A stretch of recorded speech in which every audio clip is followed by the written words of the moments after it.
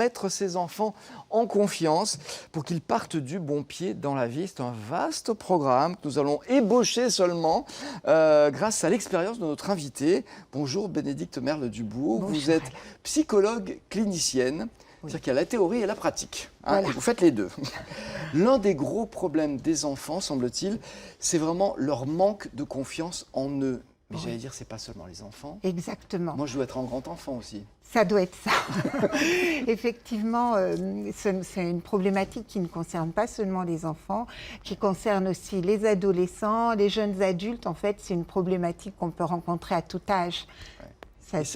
Et ça se manifeste comment, ce manque de confiance? Alors, ce manque de confiance, les enfants que j'accueille, parce qu'on va parler quand même des enfants, c'est des enfants qui ont beaucoup de peur, en fait.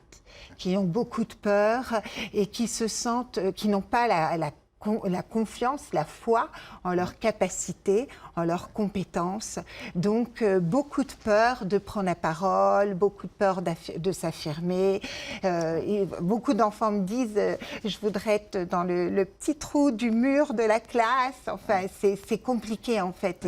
Et c'est cette conscience, en fait, qu'ils n'ont pas les compétences, en fait. Souvent, on peut associer ça ou de la timidité, ou c'est complètement différent? Moi, je pense que les enfants ont le droit d'être timides. On est tous différents.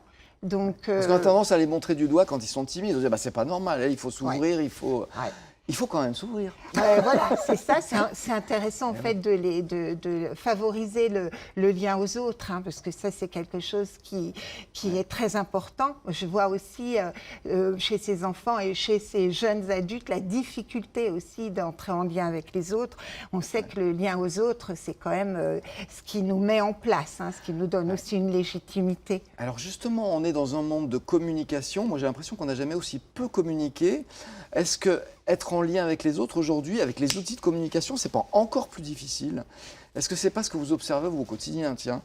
Alors, les parents, finalement, sont très désespérés, hein, souvent, de faire ces constats. Et c'est vrai que c'est une génération qui est très connectée virtuellement, j'ai envie de dire, mais en communication directe, j'ai des parents qui me disent c'est vraiment infernal. En fait, il arrive le matin avec les écouteurs, il est déjà plus du tout accessible, il rentre, il a le casque sur les oreilles, c'est vraiment infernal. Donc, je peux comprendre, hein, que ça soit compliqué. Et ils ont toujours énormément de choses à communiquer, mais alors à la maison, ils sont difficilement accessibles. Donc, je peux comprendre que ça soit difficile pour les parents. Après, il y a quand même des règles un peu à poser à la maison, hein, pour pas que finalement il n'y ait plus jamais de communication directe. C'est quand même important, ces échanges, et de leur montrer qu'on a cette volonté d'être attentif à tout ce qu'ils sont, à tout ce qu'ils vivent. Voilà, c'est aussi aux parents de mobiliser cette énergie attentionnelle vers eux pour leur dire voilà mon ressenti, voilà comme c'est important aussi pour moi. Je dis toujours de faire témoignage de son ressenti, c'est jamais agressif. Donc c'est partager quelque chose déjà. C'est partager quelque chose, et donc du coup on n'est pas dans la vouloir que l'autre soit, on est juste à témoigner un petit peu de son regret qu'il n'y ait pas plus de communication parce qu'on s'intéresse à son enfant et à son adolescent. Et... Alors justement, si on ne fait pas attention à ça, si l'enfant reste dans ses angoisses, dans ses peurs, qu'est-ce qui peut se passer? Quelles peuvent être les conséquences dans sa vie, justement?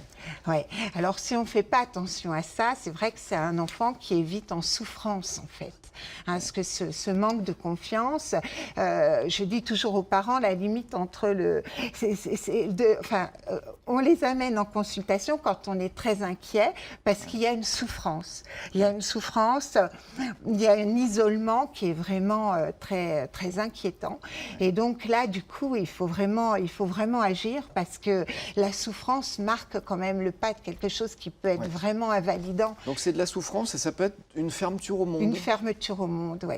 Effectivement. Donc ils ont tendance à s'isoler et puis à vouloir un petit peu s'effacer. Hein. Et là, on se dit, il y a quelque chose à faire pour qu'ils reprennent de la puissance, en fait. Alors justement, on verra ce qu'il faut faire, ce qu'on peut faire dans un instant.